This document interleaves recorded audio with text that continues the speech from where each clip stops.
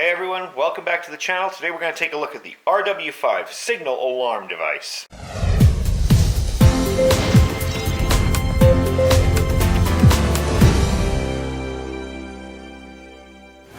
Alright, welcome back. I got an interesting thing that I wanted to show everybody here. You've probably seen these in the backs of various magazines, survival type magazines. Some people have actually, if you know what you're doing with the machinist tools well enough, you can actually make one of these yourself. This is an RW5 signal alarm device. It comes out from High-Tech Ammo to Go in Las Vegas, Nevada. I thought it was North Las Vegas. It's not. And they retail for about 25 bucks, 15 bucks, depending on where you buy them. This is actually a very well-made unit. It's pretty sturdy. It even comes with a blank, and we'll get into blank cartridges later. Comes with 2 nails.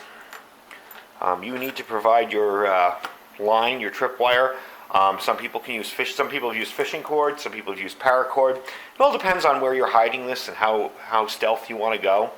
My main reason for buying this is because I have cameras in the front and back of my house, but I don't necessarily always have one on the sides.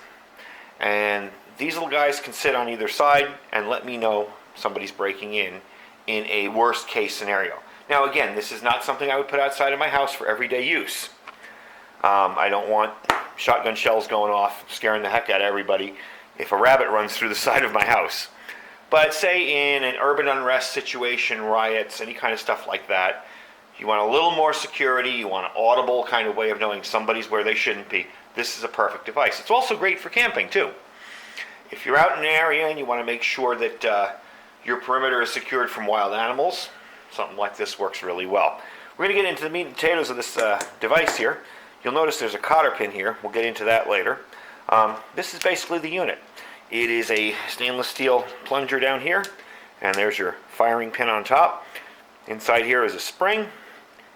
And basically that's the action. That's how it works. It's a spring-loaded device. So, to arm it, you would take this, you'd pull it all the way down, and you'd find that hole there.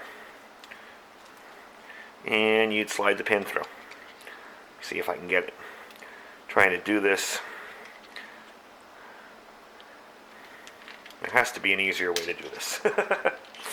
I've used this only once before, and I actually tested it in my garage, and we won't be testing it today in my garage because, let me move it out of camera to do it a little easier.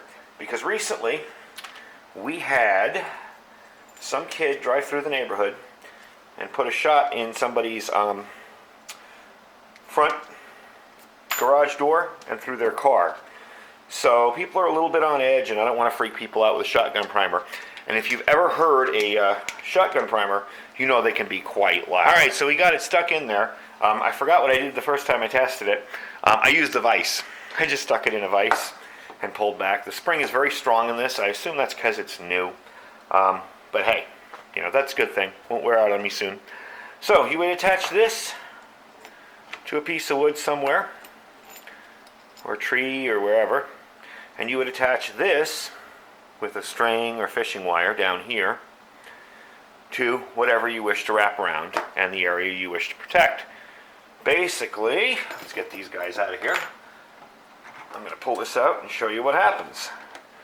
When the wire is pulled, get under there, that will pull out and fire the device. Now, this does come with one shotgun blank, okay? I wouldn't recommend using shotgun blanks to test it. They're very, very loud. Same volume as a shotgun shell, pretty much. What I've done when I tested it, basically I wrapped a bunch of paper towels around the end and put it inside a cup, and I didn't want it to be very loud because I know shotgun primers are loud from having reloaded shotgun ammo. There we go.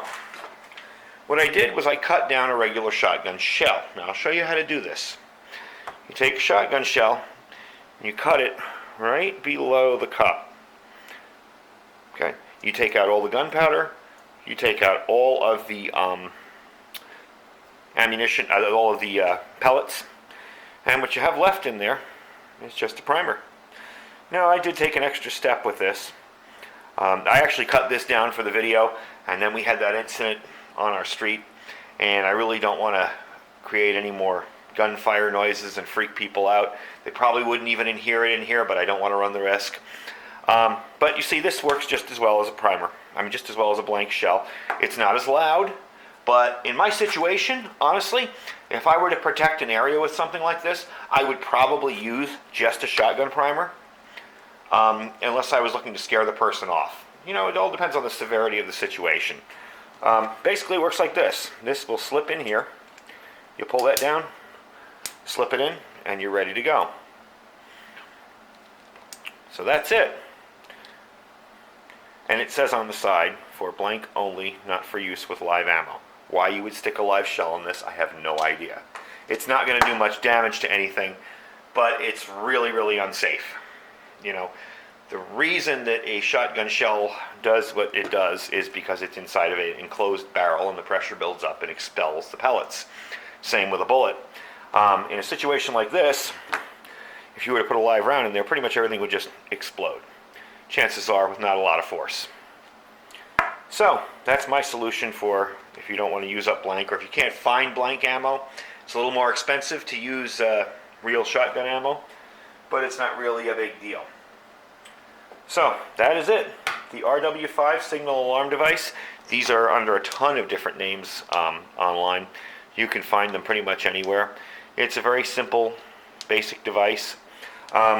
Something I noticed is that this unscrews. So I guess if that, I screwed it on there tight when I had it in the vise. So if that spring ever went bad on you, you could replace it. Anyway, thanks for watching today, and we will be back with you soon. Don't forget to click like, and don't forget to subscribe if you haven't already. I got loads of new survival videos coming up, lots of gear to test, so we'll talk to you soon.